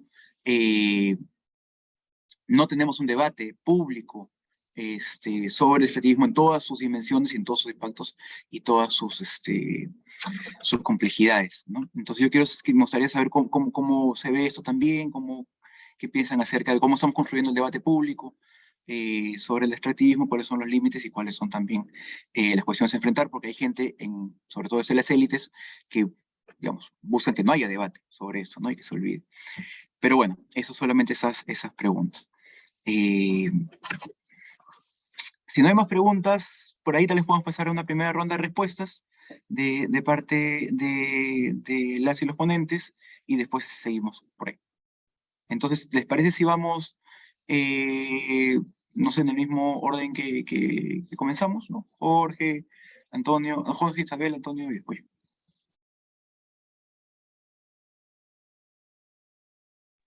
Vale, entonces, bueno, arranco yo. Pues bueno, mira, a mí un poco, Esteban, esta reflexión a propósito del concepto del extractivismo y su relación con el metabolismo social, me interesa mucho por la atribución causal. Entonces, para mí es muy importante en la reflexión vincular la dinámica de acumulación de capital, la dinámica de aceleración relacionada con el carácter acumulativo y exponencial de la acumulación de capital, con lo que llamamos extractivismo, precisamente porque solamente a través de ese diagnóstico podemos encontrar la respuesta, si se quiere, o la solución al problema del extractivismo, que para mí pasa por la superación del capitalismo, que es tremendamente ambicioso, que hay que ver cómo se operaliza, etcétera, pero para mí el meollo es ese, y es la discusión que creo que tenemos que poner precisamente en el marco de la crisis ambiental global en la cual nos encontramos, ¿no? Entonces la cosa va por ahí. ¿Qué tanto ese estiramiento conceptual que tú estás mencionando nos puede ayudar precisamente a ahondar esta discusión, o en qué medida nos lleva por otro camino? Yo creo que sería, digamos, como por ahí por donde habría que responder esa pregunta, y en realidad no podría hacerlo de manera fácil. Por ejemplo, se habla mucho del extractivismo cognitivo, ¿sí?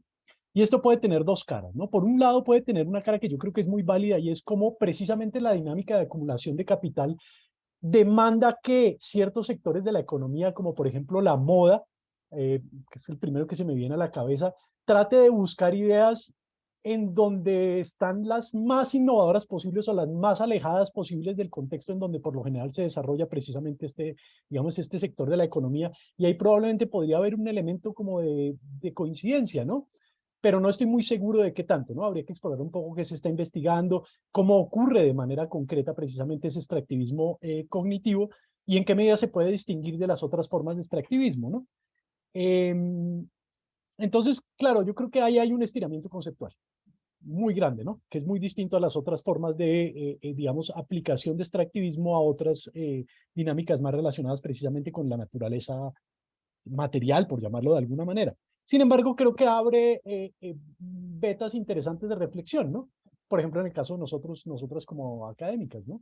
Y es que muchas veces pues vamos a los espacios a recopilar datos, etcétera, etcétera, y no necesariamente hacemos una devolución, no necesariamente estamos trabajando de manera orgánica con las comunidades, etcétera, ¿no? Entonces yo creo que hay reflexiones válidas, pero no sé qué tanto contribuyen, digamos, precisamente a la línea de reflexión directa a la que nos referimos con la categoría de extractivismo pues en nuestros países, ¿no?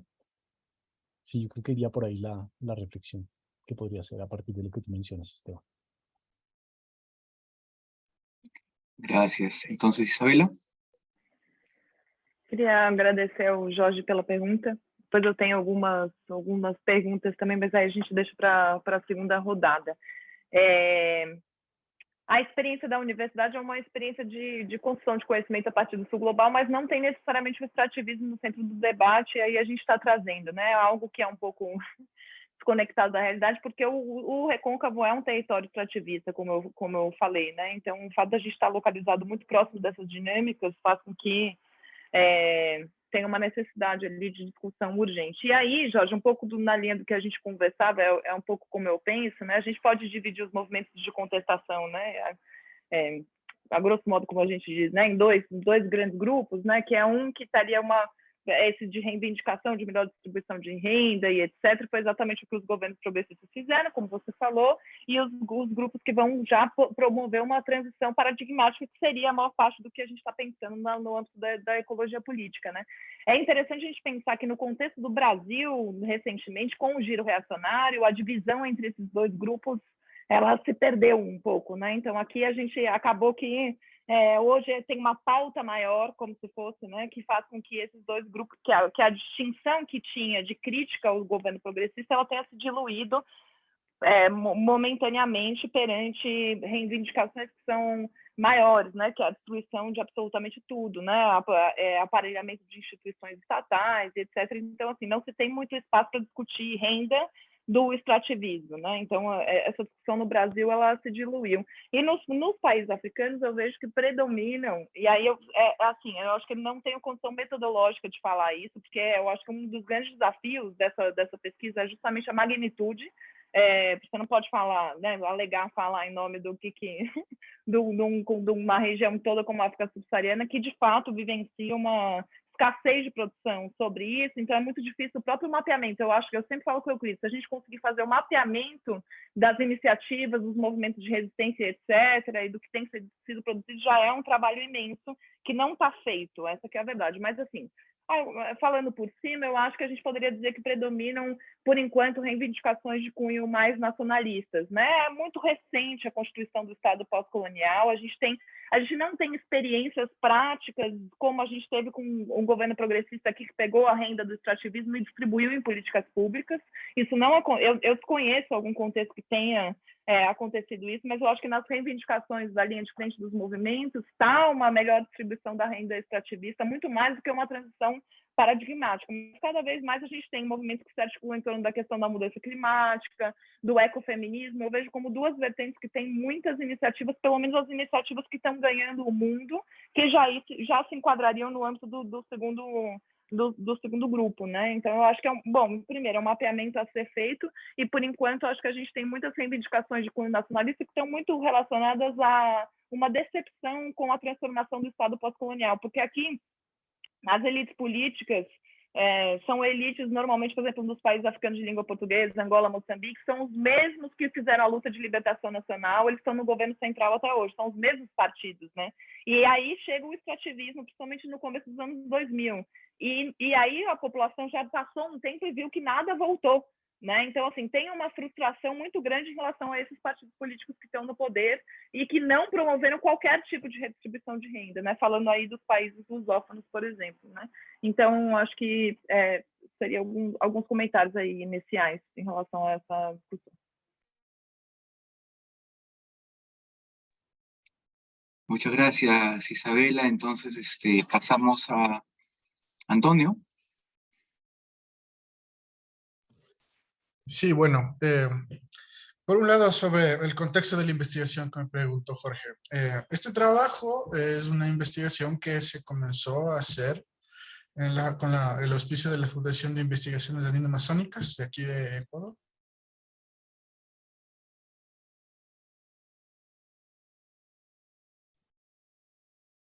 Antonio, disculpa, se ha entrecortado estás congelado. ¿Sigues por ahí?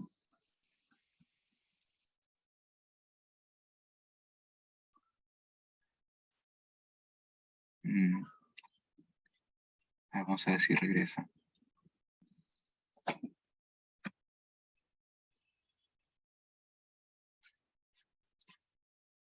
Sí, creo que se nos ha congelado. ¿O ustedes lo están escuchando? Se ha congelado, ¿no? Ya. Ahorita seguro vuelve a entrar. Esperemos un par de segundos, si no ya... Respondiendo por acá. Estevam, talvez se você quiser continuar, né? Eu não sei se vocês concordam, porque aí a gente vai, ou eu posso colocar as questões, mas acho que você ainda não falou, né, das respostas. No, sí, está bien, voy avanzando y ya, bueno, cuando ya Antonio regrese ya sigue. Entonces me preguntaba sobre cómo está el tema de la reproducción social. Claro, a ver, comienzo con los datos semográficos y después la discusión ya creo un poco más teórica acá, porque un elemento que ha acompañado mucho, lo que encontramos bastante en las comunidades y las organizaciones campesinas aquí en Chumbivilcas es la desvalorización del componente agropecuario en la economía doméstica, ¿no? Toda la idea de, bueno, ya no alcanza para vivir lo que da la tierra, ya no nos alcanza, ya la tierra se ha empobrecido, etcétera, etcétera, y por eso buscamos nuevas alternativas, ¿no? Como por ejemplo la minería desde las comunidades, la minería informal, la minería artesanal. Muchos jóvenes, de hecho, habían migrado. O sea, aquí los Andes, como en muchos otros sitios, expulsan mucha gente constantemente, porque la tierra ya no alcanza, o porque la tierra ya no produce lo que producía antes. Entonces muchos jóvenes migran, y más bien esa raíz de los trabajos que hay en la gran minería, los trabajos eventuales que hay de cargadores, constructores, mano de obra, o los trabajos que hay en la minería artesanal, que son mucho más constantes, mucho más regulares, los jóvenes están regresando. Entonces había incluso un aumento poblacional, las ciudades están creciendo, o sea, en términos poblacionales, en términos de espacio, ¿no? Entonces va por ahí. Yo pienso que no es tanto que por la ausencia de de una relación más directa con el mercado, eso, digamos, ese esquema de que eso lleva a que se resista, por lo menos en este caso no ha sido tanto así. Más bien ha sido como digamos, la forma en que las economías campesinas han sido incluidas de manera excluyente en los mercados regionales, en la economía política más amplia nacional, que generan toda una degradación de los beneficios que en el mercado, digamos, de los términos de intercambio en el mercado, de los precios que quieren por los productos, lo que implica meterle más, exigirle más a la tierra, ¿no? Para poder sobrevivir, y lleva a mayor, o sea, la pobreza, hay todo un cuadro de pobreza y de deterioro ambiental como consecuencia de esto, ¿no? Porque hay que meterle más químicos a la tierra, hay que meterle más para poder sacar algo para poder sobrevivir. Entonces, todo ese cuadro de deterioro de lo agropecuario como medio de vida ha llevado o está muy, muy presente en la elección que tiene la gente de irse más por el tema extractivo. Entonces, va por ahí. Por lo menos en el caso de Chumbivika va por ahí. Y a quienes hemos estado trabajando en este contexto, intentando generar alternativas al desarrollo, nos ha supuesto un reto muy grande, porque, claro, intentamos trabajar lo agropecuario, pero ya partimos de un escenario que está cuesta arriba. Partimos de un escenario previo de deterioro de los medios de vida que ya viene de décadas. Entonces, que no se resuelve con un proyecto de desarrollo, que no se resuelve con una intervención, que es una cosa bastante más estructural. Entonces, ya eso complejiza bastante más la discusión ya estratégica sobre la construcción de alternativas al desarrollo desde alternativas al extractivismo desde el territorio. Entonces, ya no regresó Antonio, qué pena. No sé si contamos con más preguntas, más comentarios, más cosas que quisiéramos ir comentando aquí. Tal vez de los mismos asistentes que están aquí y que les gustaría hacer preguntas o comentarios abiertos, cosas que les haya surgido o que les haya nacido de lo que se ha ido discutiendo.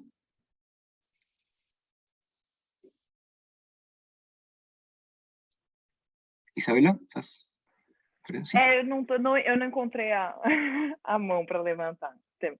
Então, acho que eu tenho duas perguntas, não são nada muito elaboradas, mas eu acho que para o Jorge, eu iria, assim, a compreensão que eu tive, Jorge, é que você desloca para o centro da definição do extrativismo o capitalismo, né? Então, você coloca no centro o capitalismo. E aí eu queria saber duas coisas, né? Como é que isso contribui para a gente compreender que não é apenas o fluxo não é apenas para a metrópole, um pouco em diálogo com as questões que eu trouxe sobre as complexidades das divisões entre norte e sul ou centro e periferia que se expressam hoje, inclusive com a segunda parte, que é a dinâmica de financiarização do capitalismo, né? Então, como é que as mudanças na composição e nos modelos de acumulação e no próprio funcionamento do sistema capitalista, particularmente com especial relevância, eu acho que são as dinâmicas de financiarização, mas contemporaneamente, como é que você vê que elas tornam,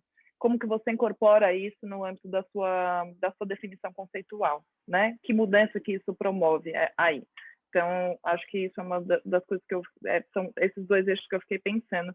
E, Estevam, antes, né, no meu doutorado, eu fiz uma tese sobre os conflitos socioambientais na mineração de larga escala da Vale, e estudei Moçambique, Canadá e o Sudeste do Pará, né, fiz pesquisa de campo, etc. E no Sudeste do Pará, num território indígena que a gente aqui tem demarcado, né, teve um processo muito interessante de negociação com a companhia que promoveu a divisão de um único aldeamento em 13 aldeamentos diferentes. Então, a gente teve a cisão do grupo porque cada grupo queria negociar com a companhia, diretamente com a companhia. Então, a gente teve uma divisão, divisão extrema do grupo, né? Ou seja, de um aldeamento único foram 13, porque cada um queria negociar diretamente com a corporação, né? E aí, quando eu entrevistei as pessoas e conversei, e fui e vi, muito se falou de uma estratégia de dividir para reinar, né? Que a corporação usava isso como uma estratégia de governança. Então, eu queria escutar um pouco de você, assim, dos elementos empíricos, como é que você vê essa essa própria cisão que acontece entre os grupos nesses ambientes de negociação e como os próprios convênios funcionam como uma estratégia de governança, que não é nada, a gente sabe disso, né? Acho que não é nada muito inovador pensar nisso, mas é interessante porque os modelos mais avançados de governança de responsabilidade social corporativa, etc., são esse tipo de acordo empresa-comunidade, né?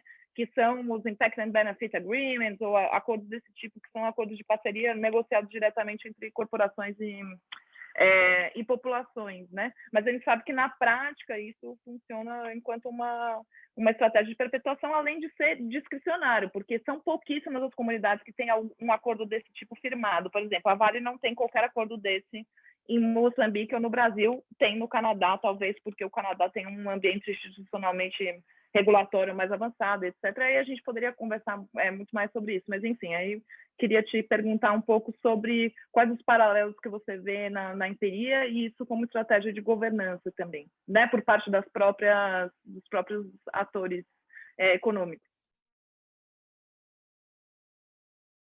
Listo. Esta vez y ahora vamos al revés. Comienzo yo y de ahí va Jorge, sí, como para ir variando ahí el orden. Sobre eso último que comentas, Isabela, en primer lugar, no sé, el paralelo sí, o sea, las estrategias de responsabilidad social corporativa tienen un fuerte componente de, claro, esto de la gobernanza también a veces suena como un eufemismo, ¿no? Lo que hay es un intento de gobierno minero, ¿no? O sea, de la empresa minera poder gobernar el espacio es a partir de una estrategia muy clara de, como tú dices, dividir y gobernar, y la empresa tiene un trabajo formal e informal al mismo tiempo de poder estar estableciendo canales de comunicación con grupos separados y, y así evitar la agregación de gente que les reclama, ¿no? Entonces, poder mantener y gobernar ese espacio. Ahora, una cosa que me parece importante es que, claro, este es un escenario, claro, con muchos actores, ¿no? Está la empresa, están las comunidades, los grupos de minería informal, las municipalidades, los grupos políticos, gremios, pequeñas empresas, como cualquier escenario latinoamericano que es muy complejo, muy heterogéneo. Mi impresión, porque eso es una de las cosas que tendría que ser justamente investigadas, y que ojalá esto siga caminando, es que los únicos con un plan claro a largo plazo es la gran empresa minera, es Hudbay. Hudbay tiene este proyecto Constancia que es para 20, 30 años, si mal no recuerdo. Van a abrir otro Tajo, que también es para 20, 30 años, y están explorando otros sitios más que también. Entonces, son cosas que se piensan de acá 100 años, o sea, no es un proyecto de 10 años, ¿no? Son proyectos de muy largo plazo. Entonces, están pensando en grandes ligas, sus tiempos son otros, pueden aguantar más golpes porque saben que van a perdurar más allá de generaciones. Entonces, la forma en que plantean sus cosas, me parece que es así, en esos términos estratégicos. Mientras que todo el resto, o casi todo el resto de gente, está pensando en un plazo mucho más corto, desde las organizaciones hasta las municipalidades o los políticos que están intentando entrar a las municipalidades. Entonces, la forma en que se relacionan con las estrategias de divide y vencerás, tienen otro tipo de temporalidades, ¿no? Y eso lleva, yo creo, a darle una ventaja muy grande a las empresas, y esto finalmente incide en generar o la hipótesis que tengo por lo menos, que incide en generar un espacio propicio para que sea el dinero justamente el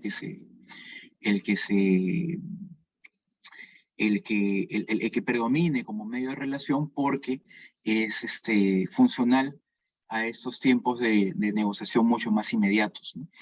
Tanto sobre todo por la forma en que el dinero puede ser gastado, por la forma en que el dinero puede ser invertido y dar réditos inmediatos, digamos, ¿no? Entonces, tanto sea en obras públicas, desde las municipalidades, como en el consumo, a partir de las familias, ¿no? De familias campesinas, o de la velocidad que corre el dinero en las ramas de corrupción que hay también en este medio. Entonces, yo creo que el dinero es muy funcional, es muy maleable, entonces es muy funcional también para esta temporalidad de corto plazo y también para la temporalidad de largo plazo de las empresas. Entonces, eso, hasta ahí, y entramos con Jorge.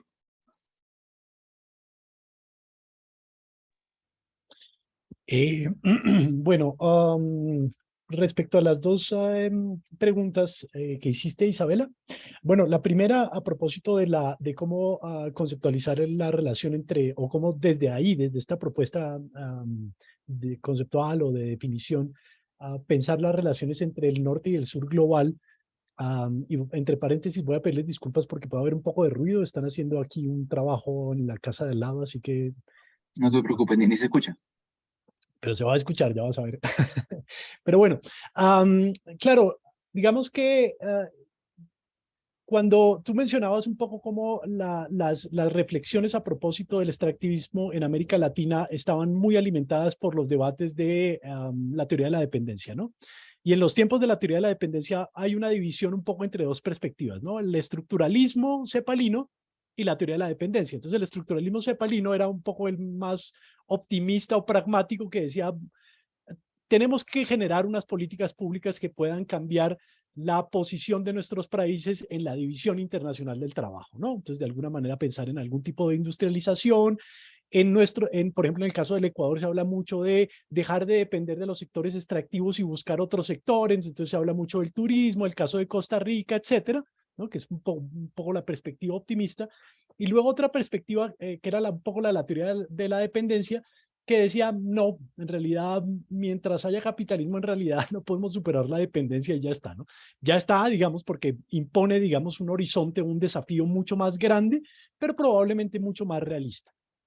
Un poco yo tengo la impresión, precisamente, de que de la interpretación del extractivismo desde su relación con el metabolismo social y por lo tanto con la dinámica de acumulación global va por ahí, ¿sí?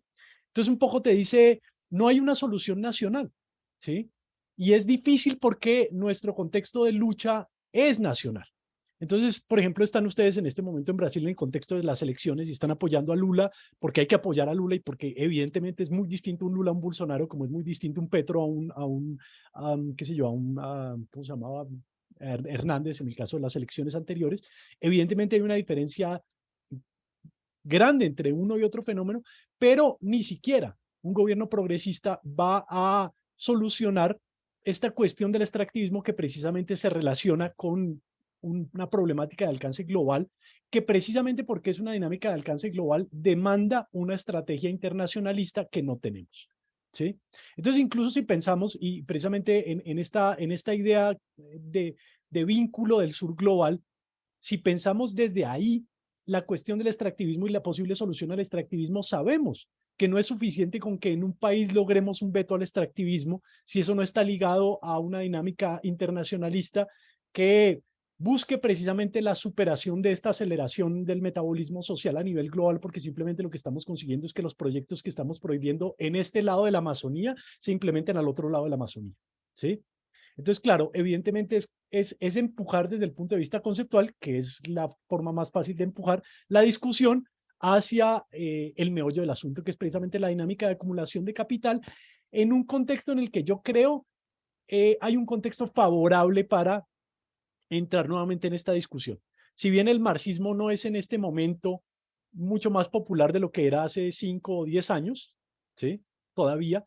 Sí tenemos, por ejemplo, discusiones cada vez más frecuentes a propósito del decrecimiento, por ejemplo, desde la comunidad científica que está hablando de los temas del cambio climático, el calentamiento global y el cambio global. Entonces yo creo que es importante buscar la manera de reconectar de manera cada vez más directa la discusión extractivismo, cambio global, precisamente a partir del concepto como extractivismo y por ahí va un poco la propuesta, ¿no?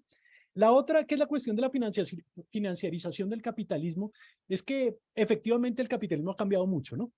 Pero aún en esos cambios, aún con la financiarización, aún con el desarrollo del sector servicios, aún con la aparición de todos esos otros sectores que se consideran no materiales, eh, pues en realidad no hay un cambio sustancial en términos de la correlación entre crecimiento económico y aumento en el consumo de la demanda de materia y energía. Y nos encontramos con una gran cantidad de sectores financieros, como por ejemplo la criptomoneda, y no sé si estoy utilizando probablemente el más preciso, pero que a pesar de que aparentemente es muy abstracto o aparentemente es muy desmaterializado, tiene un consumo de energía brutal, que por ejemplo en el caso de China está poniendo en riesgo la transición energética del país porque efectivamente hay un consumo de carbón tremendo y que precisamente desencadena pues procesos correlativos relacionados con la dinámica extractiva, ¿no?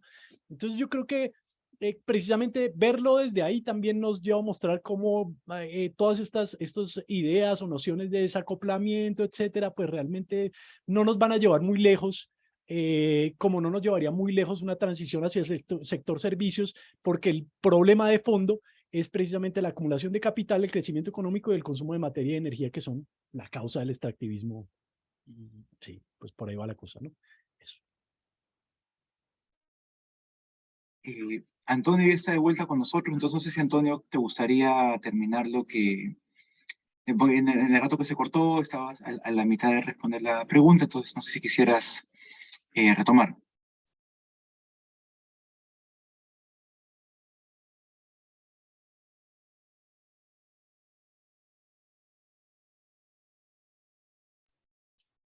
Creo que Antonio sigue con problemas. O tal vez nos puedes escribir por el chat a ver si nos escuchas, Antonio.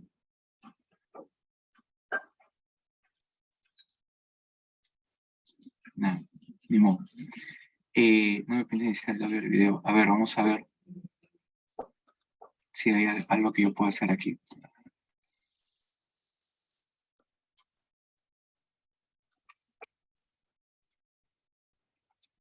Te he convertido en coanfitrión otra vez, a ver si eso ayuda. Listo, ya está, ya te vemos. Sí, listo.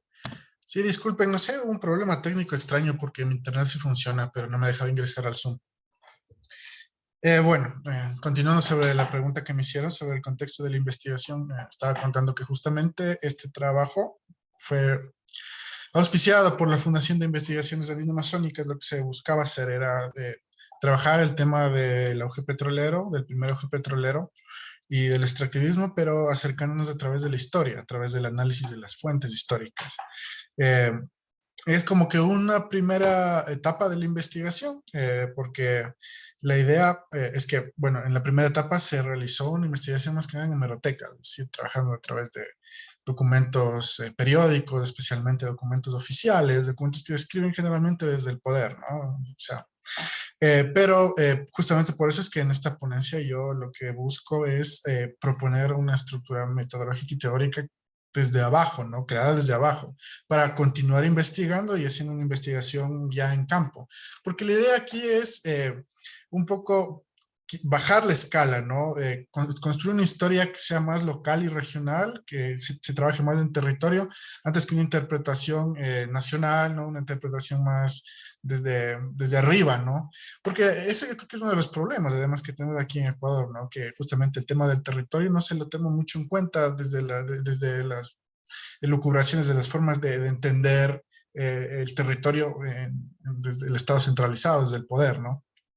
Entonces, a través de la historia oral, a través de la historia desde abajo, sería lo interesante, y creo que es una propuesta que se va a seguir trabajando, ¿no? Buscar, construir una historia de la gente, ¿no? A través de la historia oral, una historia que no se conoce, que las personas tampoco la han expuesto, porque no les han dado tampoco la oportunidad de exponer lo que ellos han vivido en relación al petróleo, a la extracción petrolera en Ecuador. Entonces, esa sería más o menos la idea, ¿no? Del contexto de la investigación. Se realizaría en dos etapas. Lo que les presento ahorita es un trabajo inicial, que lo que busca es contextualizar un poco. Porque como se ve, el tema del ERA Texaco se ha trabajado mucho, no desde la historia ambiental, tanto, o sea, o los historiadores ambientales, sino desde la ecología política, o desde la sociología, o desde la antropología. Generalmente, y esa es una crítica que se hace, aunque yo, a la historia ambiental que existe aquí, que es muy poca, que se trabajó muy poca, pero tiene la característica de trabajar, como dije al final de mi ponencia, como que cómo el medio ambiente afecta a la sociedad, ¿no? O sea, por ejemplo, la historia de los terremotos en una época específica, ¿no? Pero no hace una reflexión crítica, y más que nada no es una reflexión desde la historia social sobre los problemas ambientales, ¿no? Eso me parece que, si es que existe, no ha sido difundida por ser tan importante, con la importancia que tiene, no ha sido difundida por eso, pero como que, claro, lo que se busca aquí es desde la historia, desde la historiografía, acercarnos, ¿no?, a este tema. Bueno, y sobre el tema de la memoria y los silencios, ¿no?, a través del con relación al extractivismo, claro, ese es un tema muy importante que habla este geógrafo, Anthony Bevington, que me parece que debería tomarse en cuenta por la misma historia y por los que realizan historiografía, ¿no? Porque para la historia es importante, sí, conocer, por ejemplo, los testimonios, las huellas históricas que se dan, tanto orales como también institucionales, o sea, pero también es importante que reflexione alrededor de los silencios. ¿Por qué hay silencio sobre un tema en específico? ¿Por qué no se habla? ¿Por qué se obvia ese tema y se prefiere hablar sobre otros que les conviene más a ciertas instituciones, a ciertos grupos de poder, ¿no? Entonces, claro, eso en general en la historia es algo importante que se tiene que tomar en cuenta para realizar una historia crítica, ¿no? Pero, claro, para la historia del ambiental, para la historia del extractivismo es todavía más fundamental porque justamente existe este problema de que no se habla, no se trata el tema del extractivismo, ¿no? Y de los conflictos ambientales en general. No son expuestos y no son conocidos por la misma sociedad. Entonces ahí está la necesidad de generar desde los espacios académicos, o sea, ideas para construir una política más bien ciudadana, que sea más relacionada con la gente común y corriente, que se apropie de esas políticas, de esas memorias históricas, que demuestran el otro lado del extractivismo, ¿no? Para justamente intentar generar conciencia histórica y un debate, ¿no?, alrededor de estos problemas. Eso es lo que no existe acá. Yo creo que como expuesto también en mi ponencia, mucho se arregla a través del tema de generación de infraestructura, de la promesa de dar puestos de trabajo, de eso se ve en las comunidades, es muy común, ¿no? Pero, claro, se obvia los problemas graves que puede traer el extractivismo, ¿no?, aquí en el país. O sea, un ejemplo que yo tengo y que me llamó, me hizo pensar en este tema y me hizo también comenzar a trabajar esto, fue que, bueno, yo estuve trabajando hace un año en INTA, y claro, se trabajaba con las comunidades de allá. Y estas comunidades nos contaban que, claro, existe una empresa minera que es una de las varias, que no voy a decir obviamente el nombre, pero que está trabajando ahí, que estaba además en un proceso inicial de explotación, ¿no? O sea, todavía solo estaban explorando. Pero claro, había la promesa de la empresa minera hacia la comunidad que era los puestos de trabajo, lo más importante, y la gente se interesaba más por eso. Pero cuando uno se pone a analizar cómo la comunidad se encontraba en ese momento, capaz no era una comunidad que tenía el dinero, dinero, ¿no?, contante, o sea, dinero con el que pueden gastar, con el que puedan consumir, pero en cambio tenían sus fuentes de agua limpias, ¿no? Y eso es algo que, claro, preocupa bastante porque la gente no se da cuenta de la importancia que tiene eso y más bien se interesan por el tema del trabajo, el tema de la construcción de infraestructuras que ni siquiera eran infraestructuras eh, como agua potable, sino eran canchas sintéticas, ¿no? Eso es muy típico también que se ve a la hora de trabajar aquí en el campo, ¿no?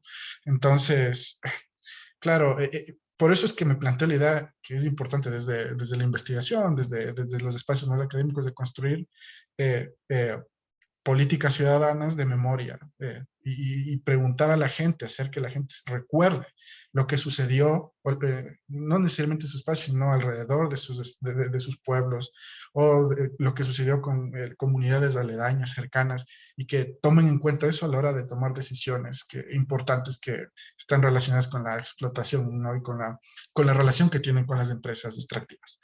Eso sería lo que les quisiera compartir. No sé si tuvieran otra pregunta también. Eh, estoy dispuesto a responderles, ¿no? Bien, gracias. No, gracias a ti, Antonio, y gracias a los tres, de hecho. Bueno, ya estamos llegando al final del panel, ¿no? Ya van a ser las 10 de la mañana. Entonces, yo lo dejaría hasta aquí, a menos que haya alguna pregunta o comentario así que quisiéramos complementar. Pero si no, yo creo que lo podemos dejar aquí. Y nada, muchas gracias por la participación de todos y de todas, también a los a los y las espectadoras que estuvieron aquí. Espero que haya sido una buena discusión, que les haya interesado, que les haya interpelado también. Y nada, un gusto conocerles, un gusto realmente conocerles y espero que nos encontremos pues en la próxima. ¿Ya? Entonces, nada, buenos días, que estén bien. Muchas gracias, Esteban. Un Chao. placer. Gusto conocerlos a todos, gracias. Tchau, Sí. gente. Prazer. Bom dia. Espero que a gente esteja junto em breve, em algum momento. Fantástico. Tchau. Hasta luego, chao, chao. Hasta luego.